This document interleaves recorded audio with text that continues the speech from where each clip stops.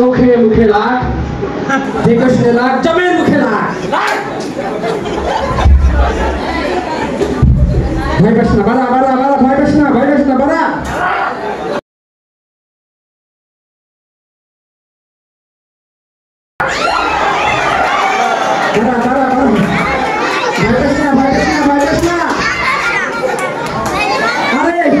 এটা তো বেশি না, এটা তো মোবাইল বাবু, ভয় পাস না।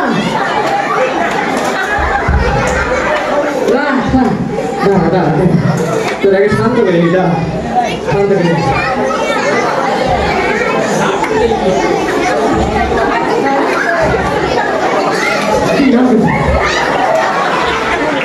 জয়টা গেছে রথের মেলা, এইবার দেখাবো সাপের খেলা।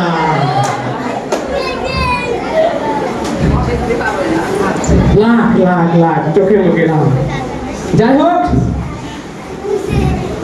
সাপের আমারে কইল, ওস্তাদজি শুনছি গোপালগঞ্জে রথের মেলা হইতেছে, জীবনে কোনোদিন রথে যাই নেই, এবার কিন্তু রথে যাবো, আমাদের নিয়ে যাই। আমি বললাম যে দেখ, তোরা তো ভয়ঙ্কর প্রাণী, যারা বাস খালি করো, খবরদার ভক্তরা থাকবো, কারো ফোঁস মারবি না। আর ঠিক ঠিক 2টার সময় রথ বেরোবো, তোরা কিন্তু ঠিক সময় চলে আসবি, আমি যে বিন বাঁধাবো, তোরা এক করে বেরোয় আসবি, দেরি করিস না, রথ মিস হবে কিন্তু। যে কথা সেই কাজ।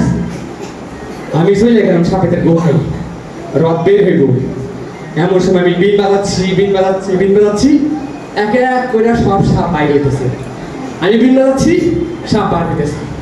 এইভাবে 1 2 3 4 5 6 9 নম্বর সাপ বেরিয়ে আসলো, কিন্তু ওই 10 নম্বর সাপ আর বের হচ্ছে না।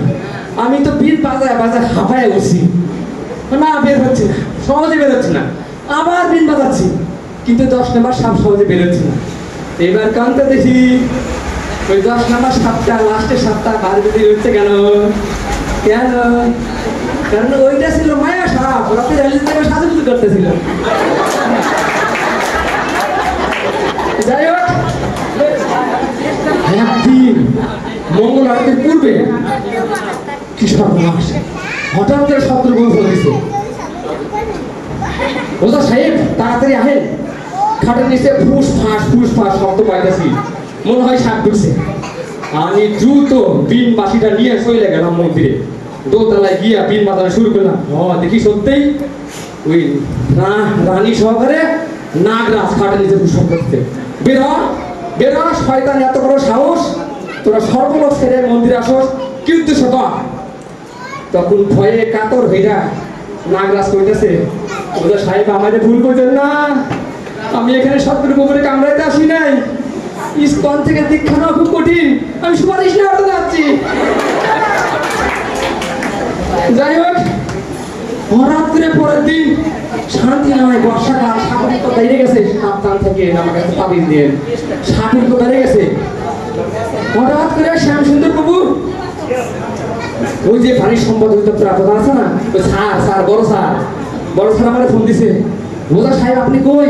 আরে আমি তো গোপালগঞ্জে আছি, তাড়াতাড়ি আহেন, সাপ ঢুকছে ঘরে। আমি ছুটতে গেলাম, এলাম কি রে কান্না, তুই এখানে কেন, তোর কি উদ্দেশ্য? তখন কান্না ভয়ে কাছামাছি বইতেছে, ওজা সাহেব আমাদের সাইডে দেন, আমি কোনো অসৎ উদ্দেশ্য নিয়ে আসি নাই, ওই নতুন বিয়ে করছি, পরিবার পরিকল্পনা করবো, ডাক্তার দেখাতে চাইছি। তুই যাবি, তুই কেন ঘরে গেছিস? পরিবারের বিষয় তো প্রাইভেট ডাক্তার দেখার জন্য যাচ্ছি।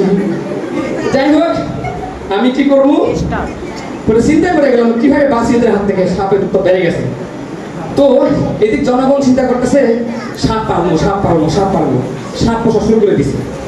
আমি তো ভয় আছি, কি করবো এখন বলতে দেখি, মানুষ দুধ করা যায়, সাপ পোষে কেন?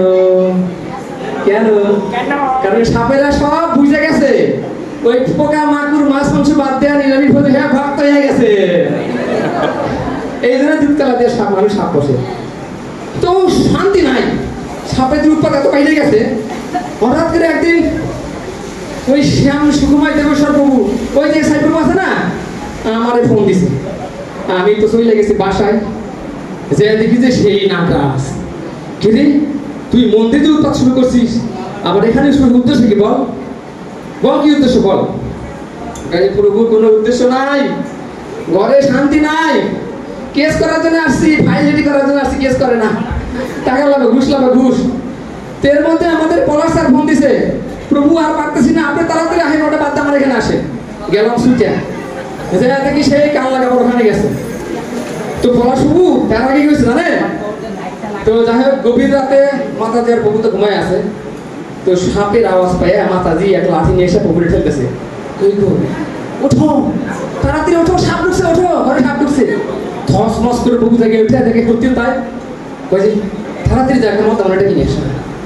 পলাশ প্রভু বইতেছে। তো এই হলো অবস্থা। তো হঠাৎ করে রথ শেষ, পারি হয়ে গেল। যারা নৃত্য করছিল আমার কাছে তাবিজ দিছিল, বুঝছেন, কোমরের ব্যথা, মাজার ব্যথা, বুকের ব্যথা, কত ব্যথা। আমি তাবিজ দিছি, তাবিজ যাও কাজ হয়ে যাবে। রথ পার হয়ে গেছে, দেখি আমার ঘিরে ধরছে সবাই, লাঠি নিয়ে মারতে আসছে।